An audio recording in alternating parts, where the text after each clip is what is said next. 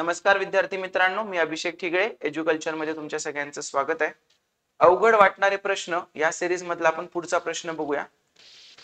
सरासरीवरचा प्रश्न आहे आणि तो पण बॉलरचा प्रश्न आहे. आता या प्रश्नात एक गोष्ट तुम्हाला क्रिकेटचं नॉलेज पाहिजे, कारण त्याशिवाय हा लगेच क्लिक होणार नाही. जसं आपण एखादा बॅटरचा ऍव्हरेज काढतो, बॅटरची सरासरी काढतो आपण, तर तेव्हा कसं असतं, त्यानं मॅचेस किती खेळलेत आणि टोटल मॅच मध्ये रन्स किती केले, तर रन्स आपण मॅचेस केले की बॅटरची सरासरी मिळते. पण बॉलरच्या बाबतीत तसं नाहीये. बॉलरच्या बाबतीत कसं आहे, त्यानं किती मॅचेस मध्ये किती विकेट घेतल्या हे नाहीत कळत, त्यानं एक विकेट घेण्यासाठी किती रन्स दिल्या असा त्याचं सरासरी असते, त्याला आपण इकॉनॉमी रेट म्हणतो. करेक्ट आहे. तर त्या पद्धतीनं आपण जायचं. तर नेहमी काय करायचं, काय विचारलंय बघा, प्रश्न वाचू पहिल्यांदा. एका क्रिकेट खेळाडूची चेंडू फेकण्याची सरासरी किती आहे? 24.25 आहे. म्हणजे डब्ल्यू विकेट्स घेण्यासाठी तो सरासरी रन किती देतोय? 24.85 रन देतोय. एका मॅच मध्ये त्याने 52 धावा देऊन 5 विकेट घेतल्या. 52 धावा दिल्या आणि किती विकेट घेतल्या? 5. म्हणजे आता आपण काय करतो, डब्ल्यू अधिक 5. माझी तुम्हाला ती मेथड माहित असेल, कितीने वाढलं कितीने कमी झालं. त्या मेथडने आधी डब्ल्यू मॅचेस खेळलेल्या 24.85 सरासरी होती. आता डब्ल्यू विकेट्स घेतलेल्या 24.85 सरासरी होती. आता डब्ल्यू प्लस 5 विकेट घेतल्या. पण सरासरी काय झाली रे? 0.85 ने कमी झाली. मग जर 0.85 ने कमी झाली तर काय लिहिणार इथं? वजा 0.85. आणि खाली किती आलं मग? 24. आणि हे सगळं करताना त्यानं रन किती दिल्या? त्यानं रन दिल्या 52. 52 काय आलं तुझं बॉक्स मधल्याचं उत्तर. आता हे सगळं मी लेक्चर मध्ये शिकवलेलं आहे.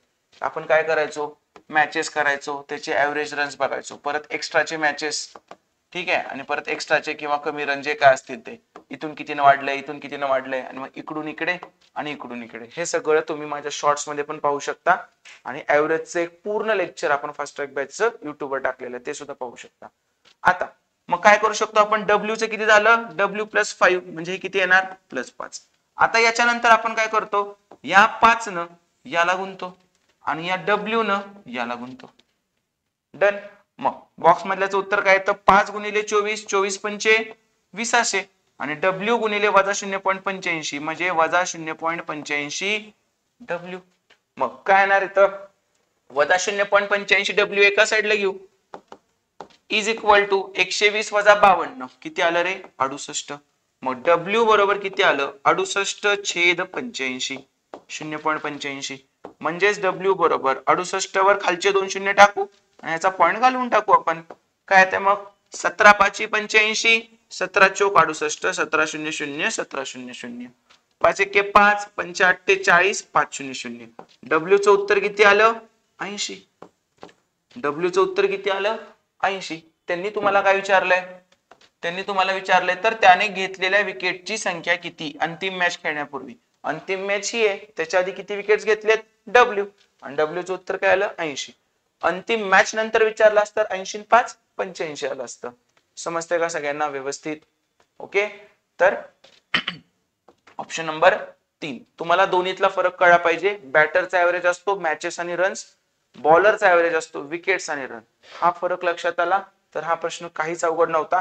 तुम्ही जर ते एक सण वगैरे करून घेतला असतं ना, खूप मोठं बनतं ते. हे एकदम सिंपल आहे.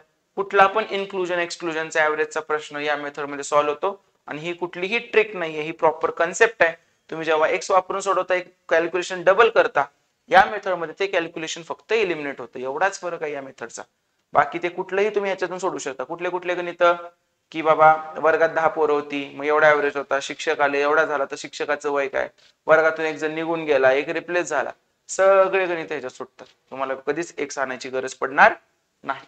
थोडीशी माहिती देतो पुस्तकाची. ही आपली 2 पुस्तक आहेत, अंकगणिताचं पीवायक्यू पुस्तक आणि बुद्धिमत्तेचं पीवायक्यू पुस्तक. याच्यामध्ये आपण 2009 ते 2024 पर्यंतच्या सगळ्या प्रश्नपत्रिकांमधील सगळ्या प्रश्नांचा समावेश केलाय, ते पण टॉपिक वाईज. म्हणजे हे एकदा पुस्तक घेऊन तुम्ही सोडवायला घेतलं तर तुम्हाला दुसरं काहीही करायची गरज नाही. प्रत्येक टॉपिकच्या पुढे QR कोड लावलाय, त्याच्यामध्ये सगळी माहिती आपण दिलेली आहे. विद्यार्थ्यांना कमी वेळेमध्ये आता पूर्ण करायचा असेल सिलेबस, पण तुमचं बेसिक चांगलं पाहिजे, ही एक प्री कंडिशन आहे. त्यांच्यासाठी मी हा कोर्स लॉन्च केलेला आहे. खूप विद्यार्थ्यांनी हा कोर्स आता घेतलेला आहे, कारण 7 दिवसांची बॅच आहे. रोज आपण 4 तास घेणार आहे. असं करून 28 तासाचा फुल पॅक सेशन, 0 जोक्स, फक्त अभ्यास, दुसरं काय असं पण कधी करतच नाही आपण. पण पूर्ण 28 तास टू द पॉइंट शिकवणं, एक्झाम ओरिएंटेड शिकवणं या कोर्समध्ये घेतलेलं आहे. तर फास्ट ट्रॅक बॅच ही तुम्ही जॉईन करू शकता 1 महिन्याच्या व्हॅलिडिटीसाठी किंवा 3 महिन्याच्या व्हॅलिडिटीसाठी, जसं तुम्हाला पाहिजे असेल तसं. कंडिशन एकच आहे, तुमचं बेसिक बऱ्यापैकी चांगलं पाहिजे. तर गणित कच्चा असताना उगाच शॉर्टकट मध्ये मला शिकायचंय म्हणून इथं यायचं नाही, तुम्हाला कळणार नाही. ठीक आहे, कारण 28 तासात सगळ्या टॉपिक्सना थोडं थोडं टच करणं म्हणजे स्पीड मध्ये असणार आहे. ज्यांचं बेसिक चांगलं आहे त्यांना उपयोगी पडेल, त्यांना खूपच उपयोगी पडेल. कारण तुम्ही जर 11, 12, 13 पर्यंत असाल ना, तुम्हाला 16, 17, 18 आणि जरा तुम्ही जास्त अभ्यास केला तर 19 सुद्धा. तर इथपर्यंत आपण कसं जायचं ते तुम्हाला याच्यामधून शिकू शकता आणि कमी वेळेत होऊन जाईल. तुम्ही जेवढे प्रश्न एकट्याने सोडवू शकणार नाही ह्या परीक्षेच्या पर्यंतच्या काळात, तेवढे मी 7 दिवसात तुमच्याकडनं सोडवून घेतलेत विथ कन्सेप्ट क्लिअरिंग. ठीक आहे, त्यामुळे ज्यांना कमी वेळेत पूर्ण करायचं त्यांनी हे, आणि ज्यांना माझ्याकडून डिटेल शिकायचं आहे त्यांनी माझा हा कन्सेप्ट आणि PYQ कोर्स जॉईन करू शकता.